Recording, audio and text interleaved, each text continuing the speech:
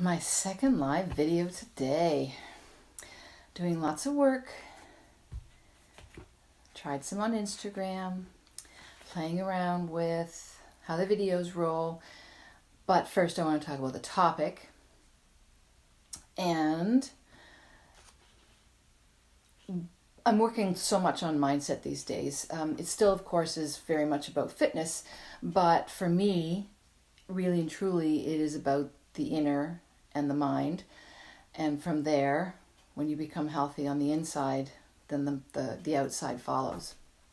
So with that said, I've been doing a lot of reading, and two of the ones that I've been reading lately, two people, actually one person and one website, Dr. Rick Hansen, PhD, pretty interesting if you look up his website, and also the Wharton Executive Education website under the University of Pennsylvania. Very cool. Lots of mindset stuff. And in the beginning, mindset can cover so many things. It's multifaceted. So it is a multifaceted topic of mindset, and I want to talk about mindset shifting. So it's not just about, how you're feeling about something, but how do you shift when your mind is already set on one thing, or how do you actually shift that? If you're feeling stuck, if you're feeling depressed, if you're feeling stressed, if you have anxiety, how do you shift from that feeling of stuck to moving on?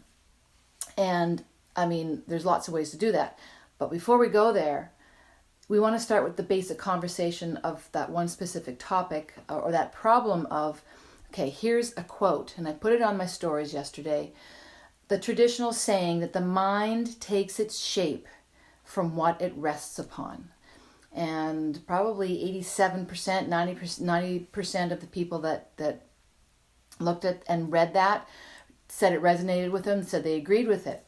So then the theory is, if we can control what our mind rests on, we can also control the shape of our mind.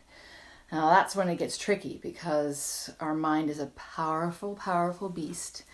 And honestly, it's so much easier to shape your body, I find, shape my body than shape my mind. My mind, it will take me down some pretty fun roads.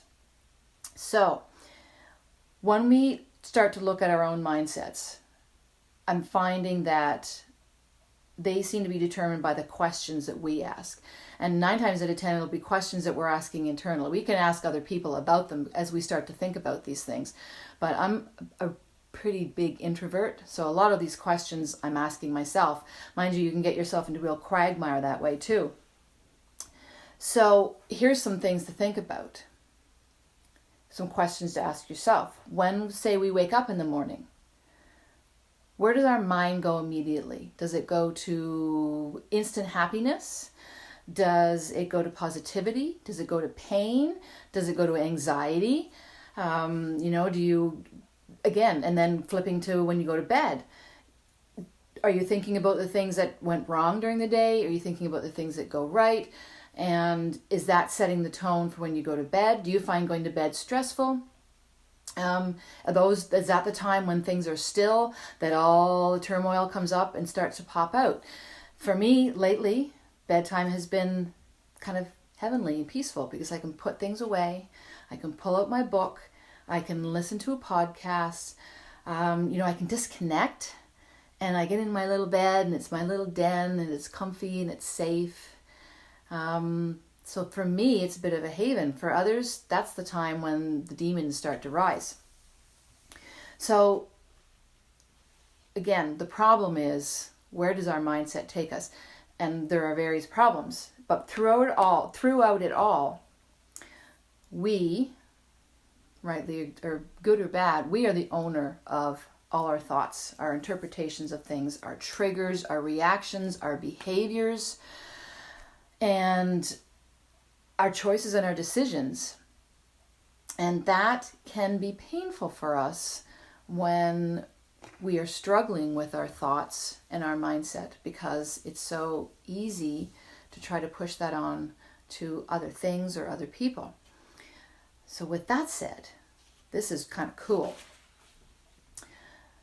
Here's some tools or some furthering education to read about to better understand the types of questions you may be asking internally or other people.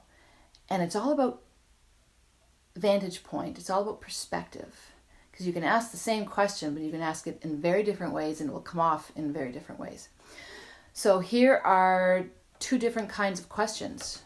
Judger questions and learner questions. This is really cool. I was really interested to read these. So judger questions, here's some examples, and this will give you the tone of what a judger question is.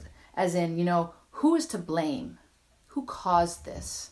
That name, blame, and shame. We run into it everywhere. How can I prove that I'm right? Why bother?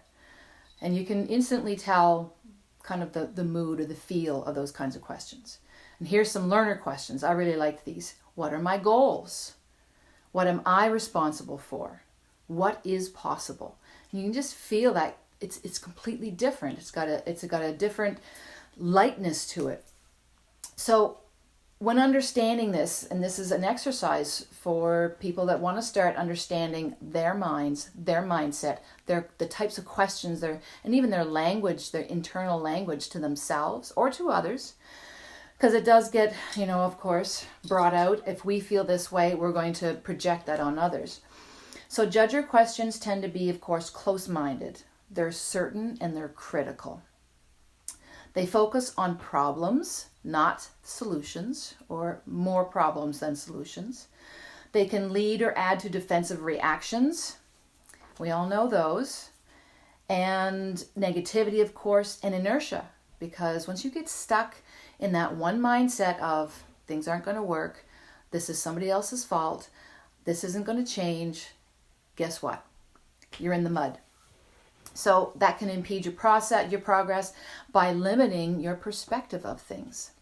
Now, learner questions, I said they were pretty much the inverse of the judger questions. They're more open-minded. They're curious. They're non-blaming. They're creative. You want to learn. You want to find out this stuff. It's not about name, blame, or shame. It's not about right or wrong. It's about learning. Learning is good. And mistakes are good. That's how we learn. They are creative. They lead to proactiveness, and rather than the reactiveness. And reactivity really is putting the Band-Aid on something that's already happened. Do we have to do that? Yes. It's so much nicer to be a little more proactive, where we can look at things. What is the root of this happening? And we can stop it happening again. These learner questions will help with movement and progress through those inherent positive feelings that are there. And this can create feelings of being unlimited. I mean, who wants to be limited? I don't. I have a real problem with that.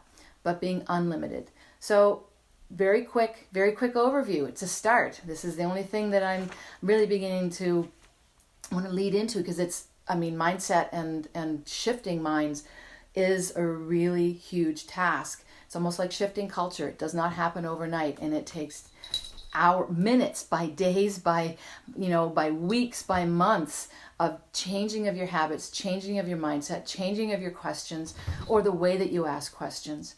And this is where it starts, is beginning to understand where are you coming from, and how can you start to look at the things that you're delivering or asking of yourself and others. And just that one little change could lead to a different perspective. So anyways, thank you for listening. And I'm learning how to get these videos into transcription mode so I can put them up in different areas. I'm on LinkedIn, I'm on Instagram, I'm on Twitter and YouTube. But again, it's a growing process. So thank you very much for your patience. Love to have your feedback. And I'm sure I'll look back on this video in months or years and say, wow, those were good, Karen. Look where you are now. Anyways, thanks. Gonna go off and enjoy my Wednesday night, and I'll be on again. Thanks.